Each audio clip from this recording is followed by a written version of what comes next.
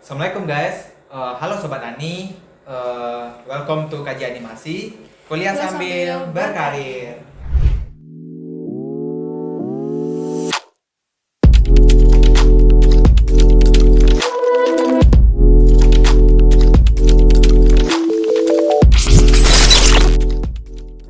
Saya Rian sebagai host hari ini. Untuk memulai kajian animasi kita hari ini, kita kedatangan tamu spesial nih. Oke, perkenalkan Kak Widya. Halo guys, aku Widya. Oke, biar teman-teman lebih kenal sama Kak Widya, mari kita minta Kak Widya untuk memperkenalkan dirinya dulu. Silakan Kak Halo, Widya. nama aku Widya dari angkatan 2022 yang berfokus di bidang 2D. Oke, Kak Widya tuh sekarang lagi fokus di bagian 2D. Nah, sebelum kita lanjut berbincang-bincang lebih jauh, mungkin aku sebagai host mau nanya dulu nih. eh kesibukan Kak Widya di kampus sekarang itu ngapain aja sih? Kesibukan aku di kampus itu lagi belajar desain, terus Desain. belajar storyboard. Hmm, lebih ya, kayaknya lebih berguna ntar untuk belajarnya. Terus, nah selain di kampus, biasanya Kak Widya ngerjain apa aja nih? Misalnya di rumah atau apa? Di rumah paling cuma ngerjain tugas, terus itu melatih skill komunikasi dan ya lain sebagainya. Mungkin juga kayak riset-riset tentang keadaan zaman sekarang ya. Iya. Nah, tanpa memperpanjang pembukaan nih, mungkin untuk penggajian kali ini kita minta aja nih Kak Widya, kita tanya Kak Widya sekarang ini mau bahas tentang apa? Mungkin Kak Widya bisa ngasih tahu apa yang mau dibahas sekarang? Silakan. Jadi kita yang ingin menjadi seorang animator itu memerlukan pola pikir yang kreatif. Nah, apa sih itu pola pikir yang kreatif? Pola pikir kreatif itu adalah keyakinan personal atau personal belief yang memungkinkan seseorang untuk berpikir kreatif dalam mencapai tujuan. Oke, jadi yang mau diceritain sama Kak Widya sekarang itu adalah tentang gimana cara berpikir kreatif, apalagi kita sebagai mahasiswa animasi UNP. Oke. Ya, Nah, udah denger nih gimana itu apa pola pikir kreatif. Tadi kan kita udah tahu nih apa itu pola pikir kreatif. Nah, untuk pola pikir kreatif sendiri itu ada cara meningkatkannya nggak, Kak? untuk meningkatkan pola pikir kreatif itu kita harus mengembangkan self awareness. Jadi kita itu harus tahu di mana batas diri kita dan di mana kemampuan kita. Yang kedua itu memiliki growth mindset. Jadi kita harus terbuka dan menerima informasi yang kita terima gitu loh. Jadi harus memiliki mindset yang terbuka. Terus yang ketiga itu menerima informasi yang relevan. Terus yang keempat ada menerima ide-ide kasar. Jadi kita kayak menerima ide kasar untuk bisa kita kembangkan lagi gitu. Terus yang kelima, manajemen distraksi. Jadi kita harus tahu yang mana yang duluan dikerjakan, atau yang paling mudah dulu, yang paling sulit, atau yang paling sulit gitu.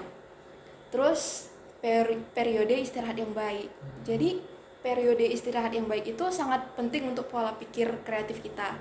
Karena ya selain mengurangi stres, kita juga ya lebih easy lah gitu.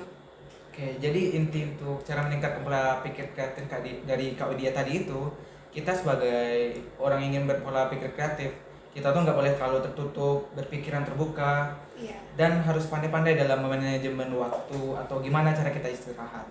Jadi berbicara tentang pola pikir kreatif itu kan berkaitan dengan imajinasi ya.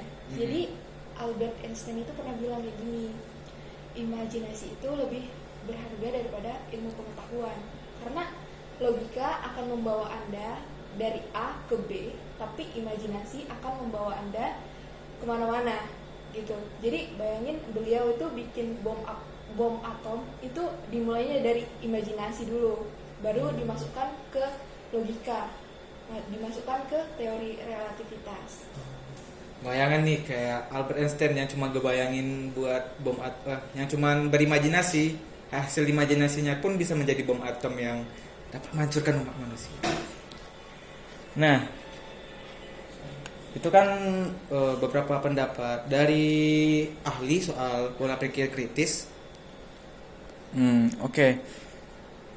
Selanjutnya nih aku mau nanya nih, untuk untuk kemajuan industri animasi itu biasanya bergantung pada apa sih?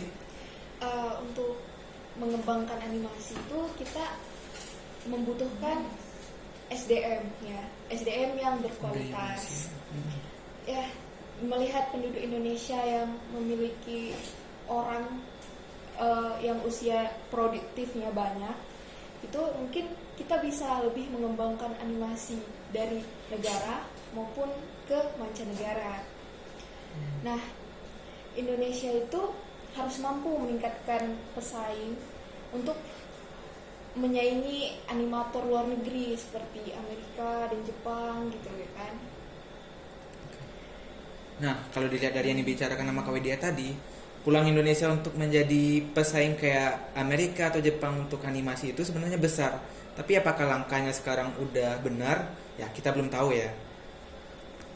Oke, sekarang ini untuk di bidang animasi, biasanya pemerintah udah ngelakuin dukungan apa aja sih ke masalah ini? Pemerintah udah ngelakuin,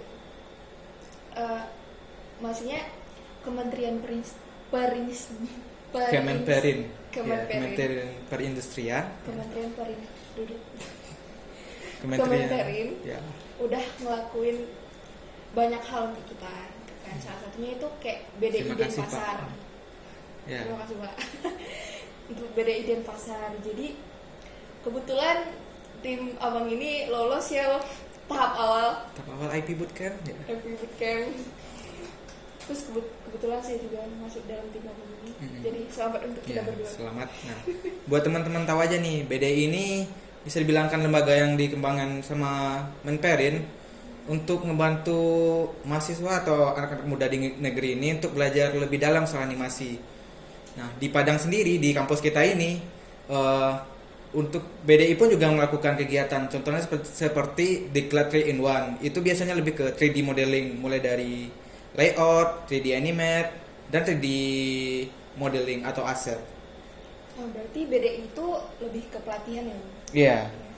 Sejauh ini kalau nggak salah nih, BDI itu ngelakuin pelatihan ada di 3 daerah. Ada Padang, Jogja, satu lagi mungkin emang di Bali gitu.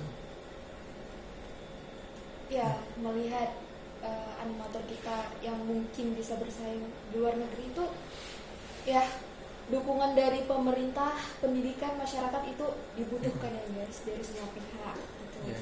Jadi kalau misalnya anak muda yang berkeinginan besar jadi animator, jangan dihujat, tinggal dibantu support. Iya, tinggal dibantu support. Siapa tahu pemikiran mereka tuh lebih bagus kan, apalagi kemungkinan pemikiran mereka tuh mungkin lebih kritis dari misalnya penulis Harry Potter gitu, kita nggak tahu kan. Iya, apalagi Indonesia itu jadi produk market animasi luar negeri gitu kan. Jadi ya kita harus mengembangkan animasi yang lebih baik lagi gitu. Ya walaupun kayaknya banyak nggak tahu nih ya, walaupun animasi yang diproduksi di negeri kayaknya belum terlalu banyak, tapi asal kalian tahu aja, untuk studio-studio di Indonesia sendiri pun sebenarnya udah ngelakuin project-project besar di luar, kayak mungkin pembuatan film-film box office, Transformer, maupun film terbaru atau anime. Itu sebenarnya beberapa studio di Indonesia udah ikut berpartisipasi, namun jarang terekspos di media. Iya.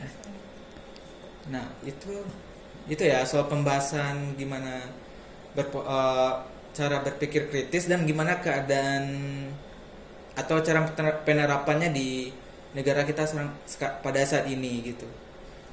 Nah itu aja mungkin pembahasan soal berpikir kritis, sampai gimana sih cara ngembangin animasi dengan pakai pola berpikir kritis yang udah disampaikan Kak Widya. Nah mungkin untuk selanjutnya kita bakal bisa masuk ke sesi tanya jawab dari beberapa penonton sebelumnya mungkin. Oke, pertanyaan pertama ada dari Atika Kon Official. Atika mau nanya nih Kak, katanya gimana sih cara kita mengembangkan cara berpikir kreatif itu?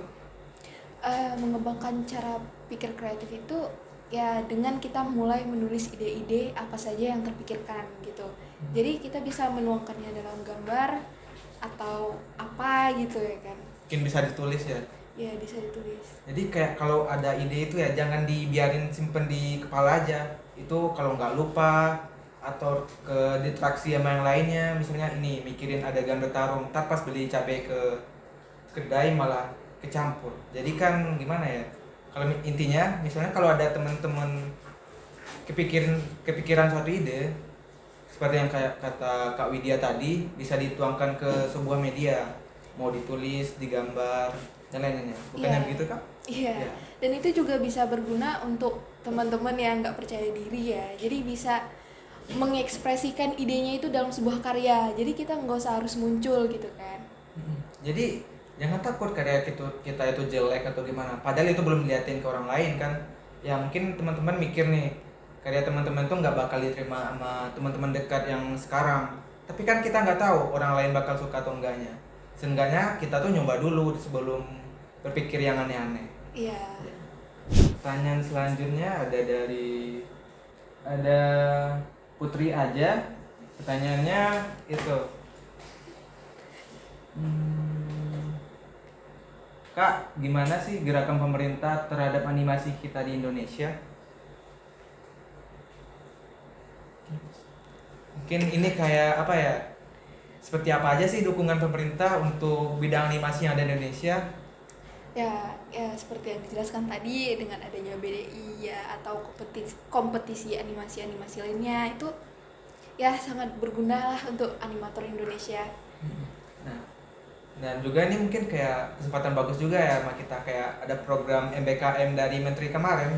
Itu kita sebagai pihak animasi apalagi sebagai mahasiswa yang di bidang vokasi atau D4 atau sarjana terapan itu dalam kerja atau ke lapangan bakal lebih memudahkan ternyata. Iya. Oke, kayaknya itu aja pertanyaannya. Nah, berdasarkan materi tadi, untuk teman-teman yang lagi nonton nih, ada pesan atau saran nggak dari Kak Widya? Tetap semangat. Oke, tetap semangat walaupun kuliahnya sangat menyesakan. Iya. Oke. Kayaknya kita udah berbicara banyak ya sama Kak Widya. Mungkin teman-teman udah mendapatkan gambaran soal animasi atau berpikir kritis.